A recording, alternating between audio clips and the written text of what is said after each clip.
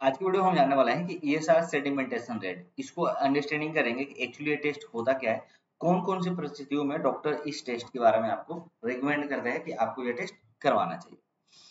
तो जो ईएसआर होता है ये एक ब्लड टेस्ट होता है। इसमें हम मेजर करते हैं कि आपको जो इरिथ्रोसाइट है, जो रेड ब्लड सेल्स है, वो कितने टाइम पे एक ट्यूब के अंदर एक स्पेसिफिक पीरियड में सेटल होता है।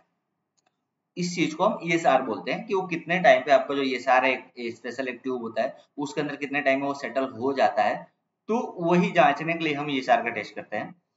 इसमें होता क्या है, इसका जो इम्पोर्टेंस होता है आप देखते हो, ये किसी तरह का आपको कोई इन्फ्लेमेशन आपके बॉडी के अंदर हुआ है, या मॉनिटरिंग डिसीज या प्रोग्रेशन या कुछ भी रिस्पॉन्स करके अगर ट्रीटमेंट अगर चल रहा है, तो वो चीज को जानने के लिए भी डॉक्टर आपको ये टेस्ट रिकमेंड करता है कि आपको ईएसआर टेस्ट करवाना चाहिए। ये ईएसआर टेस्ट काम कैसे करता है? एक्चुअली होता क्या है कि जब भी अगर आपको किसी तरह का इन्फ्लेमेशन अगर होता है, या किसी तरह का सर्टेन अचानक अगर प्रोटीन के कारण जो आपके रेड ब्लड सेल्स होते हैं उसमें क्लम्पिंग आ जाती है, या दोनों एक दूसरे के साथ क्विकली सेटल हो जाते हैं, तो इसलिए इसका ये जो मैकेनिज्म होता है वो काम करता है। उसमें मेजरिंग आप देखते हो, डिस्टेंस जो होता है ना वो एमएम में डिस्टेंस होता है, और 1 घंटे के अंदर इसकी रिपोर्टिंग ली जाती है। जैसे यहाँ पे इसमें आरबीसी हमने आपका देखो वो होल ब्लड सेल यहाँ पे सेट कर दिया, डाल दिया गया है। डालने के बाद से 1 घंटे के लिए इसको छोड़ दिया जाता है। 1 घंटे के बाद जो भी आरबीसी होता है एक दूसरे के साथ कैसे सेटल होते हैं, वह सेटल होने के टाइम पीरियड को हम ईएसआर बोलते हैं। जो नॉर्मल एज होता है टाइप के लिए देखो, 0 से लेके 22 mm/हावर्स मेल के लिए, और फीमेल के लिए 0 से लेकर 29 mm/हावर्स होता है। लेकिन अलग अलग लेबोरेटरी में आप जाओगे तो उनके अलग अलग नॉर्मल रेंजेस डिफाइन होते हैं। उस आधार पे आपको रेंजेस में, जो नॉर्मल रेंजेस होता है उसमें आपको डिफरेंस देखने को मिल सकता है।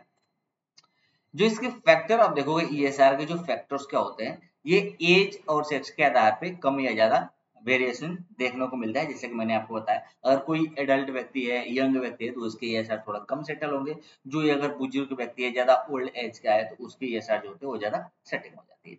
ये प्रेगनेंसी के टाइम पे आप देखोगे, नॉर्मली यह इसका जो ईएसआर का जो रेंज होता है वो बढ़ जाता है। लेकिन अगर किसी तरह का अगर एनीमिया अगर हुआ है, तो उसमें भी ईएसआर की जो रीडिंग होती है वो अफेक्टेड करती है। टेक्निकली फैक्टर में देखोगे, अगर टेम्परेचर अगर ज्यादा है, ट्यूब जो होता है वो उसका एंगल अगर इन्फ्लुएंस अगर है, टेढ़ा मेढ़ा है, तो वहां पे भी रिपोर्ट आपको गड़बड़ दिखाई देना चालू हो जाता है। इसमें आप देख लो ये रोलेक्स फॉर्मेशन चालू होता है, जैसे यहाँ पे देख रहे हो, और यहाँ पे ये सेटल हो रहा है धीरे धीरे, और ये पूरे पूरे पैकिंग हो चुकी है। अब हम क्या करते हैं, किस कारण की वजह से जो आपका ईएसआर रेंजेस होता है वह बढ़ जाता है। कुछ तो रीजन होगा जिसकी वजह से जो ईएसआर होगा वो हाई हो जाएगा। तो उसमें आप देखोगे, अगर इन्फेक्शन किसी व्यक्ति को हुआ है जिसमें बैक्टीरियल इन्फेक्शन है, ट्यूबरकुलोसिस हुआ है, सिस्टमेटिक इन्फेक्शन अगर हुआ है तो वहां पर बढ़ जाएगा।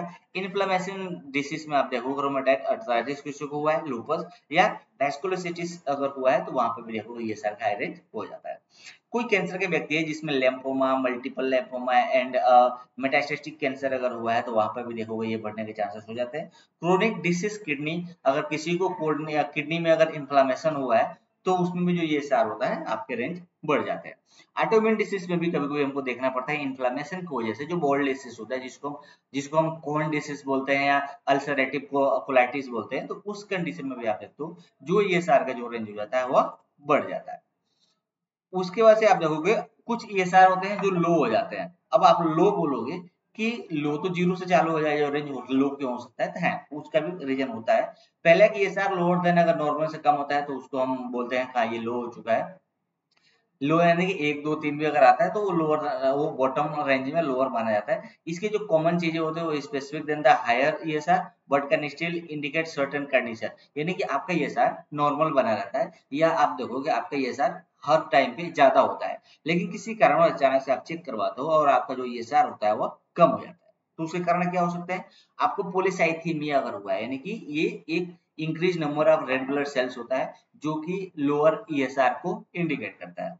सिकल सेल एनीमिया में देखोगे abnormality shape and red cell blood cell के सेटल स्लोली स्लोली होता है, उस कंडीशन में भी हो जाता है।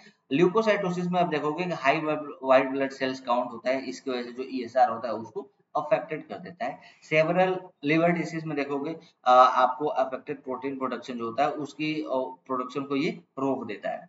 उसके बाद कंजेस्टिव हार्ट फेलियर में भी आप देखोगे क्रोनिक कंडीशन जो होता है ना वो ईएसआर को अफेक्टेड करता है।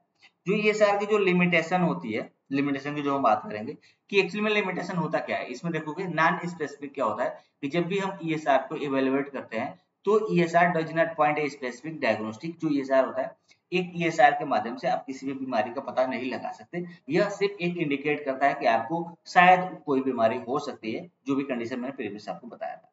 ये जो होता है इन्फ्लुएंस या नॉन इन्फ्लामेटरी कंडीशन में आप देखोगे जो इसके फैक्टर होता है ना, जैसे कि anaemia, pregnancy and technical issue, इसकी वजह से भी जो ये चीजें होते हैं वो अफेक्टेड हो, इसके रिजल्ट जो होते हैं वो अफेक्टेड हो सकते हैं। यानी कि एनीमिया की वजह से हो सकता है, प्रेगनेंसी या कुछ टेक्निकल रीजन, यानी कि जैसे कोई लैब में अगर ये सारा टेस्ट करवाया जा रहा है या आप कर रहे हो तो वहां पे कुछ टेक्निकल एरर होता है, वहां से भी आपको जो रिजल्ट होता है वो अफेक्ट कर सकता है।